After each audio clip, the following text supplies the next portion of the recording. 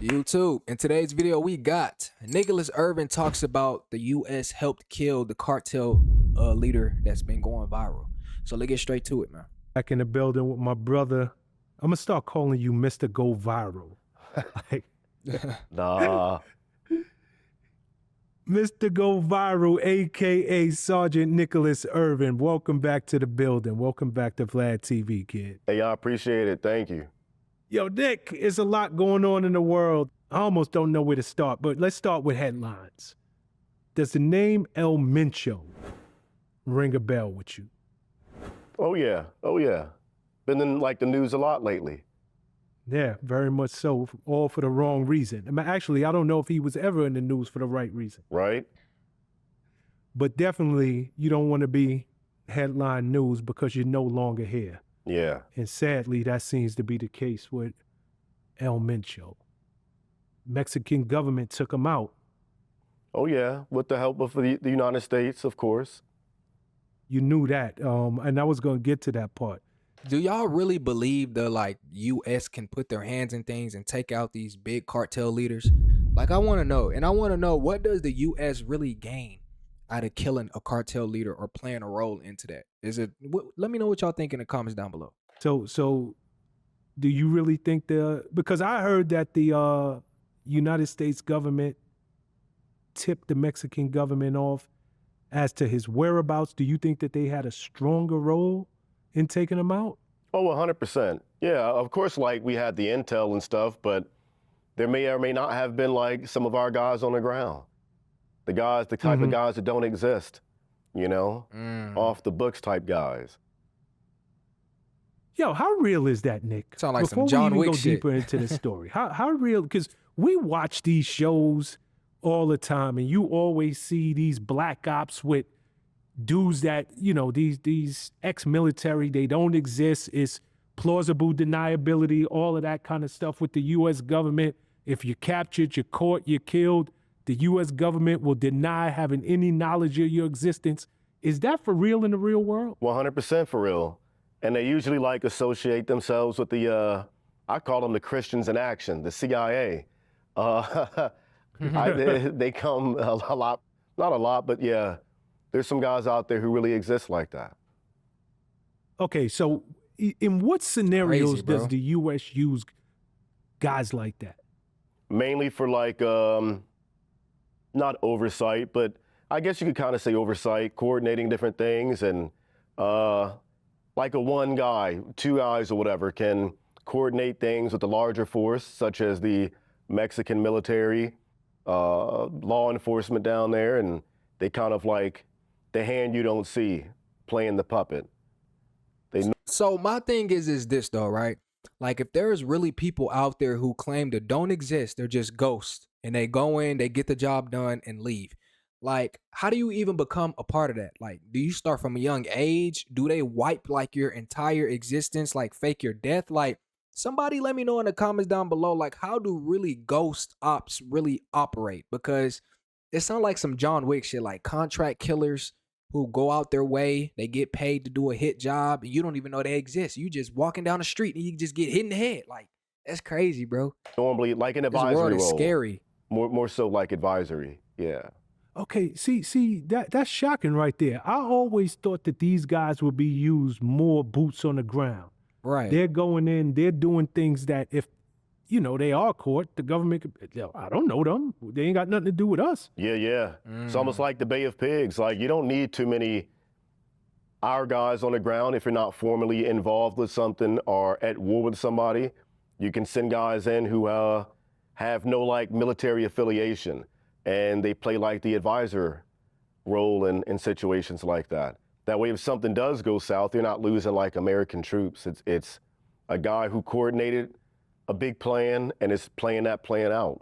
Wait, so where are they from though? That's what I want to know. Where do they pick these people out from? Are they from other countries? That's what I want to know. Where are they coming from? Prayerfully, it works on their end. Okay, so let's say you do a job like that.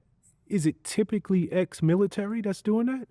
Well, it don't have to be. I mean, you could have guys that were like I said, there was 3-letter agencies, NSA, CIA. You know, we worked with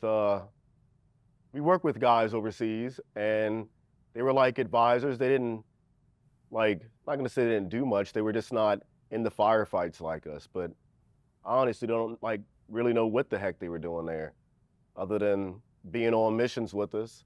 I've deployed with, guys from, we had attachments, CIA, you got guys from 3-letter agencies, and you got, FBI, hostage rescue team, the HRT guys, DEA.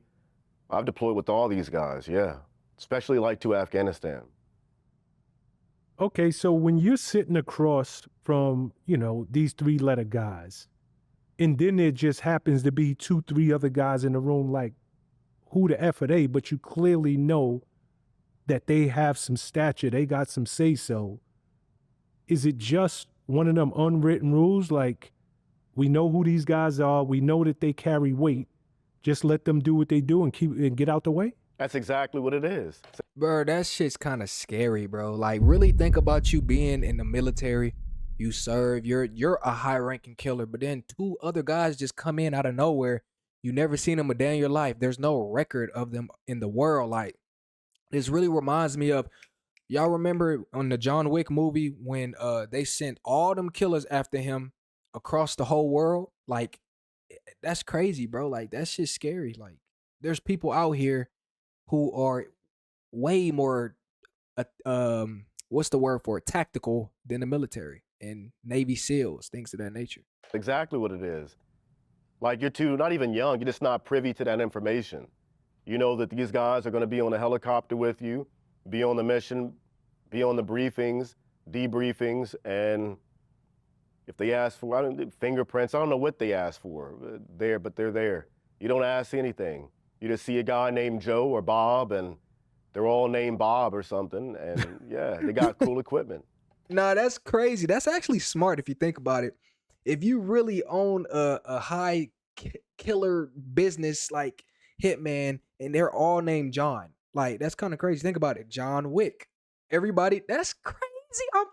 I'm telling y'all, bro. Yeah, that's crazy. They put it in the movies. Obviously, you know that this exists, but to hear you who've been in the field, you've been on these ops, you've seen multiple deployments, and it's confirmed, it's always crazy to know that there are guys that are operating with the government, but outside of the government at the same time. Oh, yeah. And you would never, like, these guys don't even look, some of them do look the part, but you would never know. They would be like your family barbecue or something like that. You'd have no idea.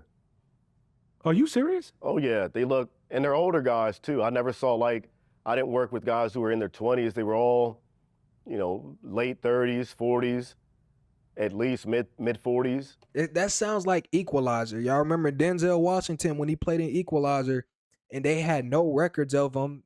They couldn't find nothing, but this dude was going around killing everybody with ease. Like, he was just on a whole nother level. Not even the most tactical people in the world could get with him, or dangerous. And bro, go watch Equalizer. This is exactly what he's talking about, bro. Because in that movie, Denzel was probably like in his 50s, 60s, probably retired, and he faked his death, and he's still killing people. Yeah. Huh. It's crazy. Okay. So how do you even qualify or put your hand up and say, yo, I want a job like that? Like, are they cherry picked? Are they recruited? Is there applications that's filled out? That's what I want to know. I don't know exactly the process. I mean, we've been approached. Certain guys have been approached, especially like when I got out the military, I was doing private military contracting. But my last deployment, I was approached by a 3-letter agency. And a lot of, not a lot, but a few guys are. A lot of, yeah, I guess you could say a lot compared to the special operations units. Yeah. Damn. Man, that shit is crazy, bro. I ain't gonna lie, that sounds cool, but you probably will have to serve, or you will have to get trained privately in some sort of fashion. But anyways, make sure you guys leave a like, comment, subscribe, leave your thoughts and ideas or whatever you think in the comments down below. And I'll see you guys in the next one. Peace.